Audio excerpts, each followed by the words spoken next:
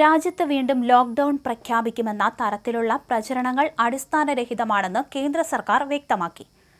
ലോക്ക്ഡൌണിന് നിലവിൽ സാഹചര്യമില്ലെന്നും ഇത്തരം കെട്ടുകഥകളിൽ വിശ്വസിക്കരുതെന്നും കേന്ദ്രം ജനങ്ങളോട് അഭ്യർത്ഥിക്കുകയും ചെയ്തു.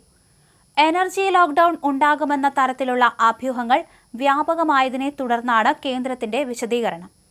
പശ്ചിമേഷ്യൻ യുദ്ധം നീണ്ടുനിന്നാൽ രാജ്യത്ത് വലിയ പ്രത്യാഘാതങ്ങൾ ഉണ്ടാകാമെന്നും ലോക്ക്ഡൌൺ കാലത്ത് എന്ന പോലെ കേന്ദ്ര സംസ്ഥാന അധികൃതർ ഒറ്റക്കെട്ടായി പ്രതിസന്ധിയെ നേരിടണമെന്നും പ്രധാനമന്ത്രി പാർലമെന്റിൽ നടത്തിയ പ്രസ്താവനയിൽ തെറ്റിദ്ധരിക്കപ്പെടാനും പുതിയ ലോക്ക്ഡൌൺ സംബന്ധിച്ച പ്രചരണങ്ങൾക്ക് ഇടയാക്കാനും കാരണം. പശ്ചിമേഷ്യൻ യുദ്ധം നീണ്ടുനിന്നാൽ രാജ്യത്ത് വലിയ പ്രത്യാഘാതങ്ങൾ ഉണ്ടാകാമെന്നും ലോക്ക്ഡൌൺ കാലത്ത് എന്ന പോലെ കേന്ദ്ര സംസ്ഥാന അധികൃതർ ഒറ്റക്കെട്ടായി പ്രതിസന്ധിയെ നേരിടണമെന്നും പ്രധാനമന്ത്രി പറഞ്ഞിരുന്നു. ഈയൊരു പ്രസ്താവനയായിരുന്നു തെറ്റിദ്ധരിക്കപ്പെടാൻ കാരണമായത്. അതുകൊണ്ട് തന്നെ പല രീതിയിലുള്ള പ്രചരണങ്ങൾക്ക് ഇത് വഴിവെച്ചു.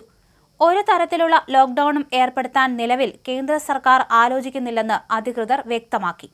അവശ്യവസ്തുക്കൾ, പെട്രോൾ, ഡീസൽ, LPG എന്നിവയുടെ ലഭ്യത കേന്ദ്ര സർക്കാർ ഉറപ്പാക്കുന്നുണ്ട്. ജനങ്ങൾ പരിഭ്രാന്തരായി സാധനങ്ങൾ വാങ്ങിക്കൂട്ടുകയോ മറ്റ് അഭ്യൂഹങ്ങളിൽ വിശ്വസിക്കുകയോ ചെയ്യരുതെന്നും പെട്രോളിയം മന്ത്രി അടക്കമുള്ളവർ അറിയിച്ചു. രാജ്യത്ത് ലോക്ക്ഡൌണിനുള്ള ഒരു സാഹചര്യവും നിലവിലില്ലെന്ന് കേന്ദ്ര സർക്കാർ ഉറപ്പിച്ചു പറയുന്നു.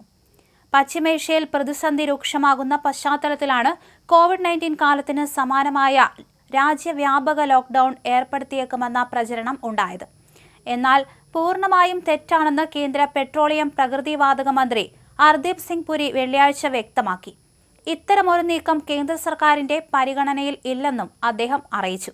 ഇന്ത്യയിൽ ലോക്ക്ഡൌൺ ഏർപ്പെടുത്തുമെന്ന വാർത്തകൾ തികച്ചും വ്യാജമാണ്. ഇത് ഞാൻ വ്യക്തമായി പറയട്ടെ.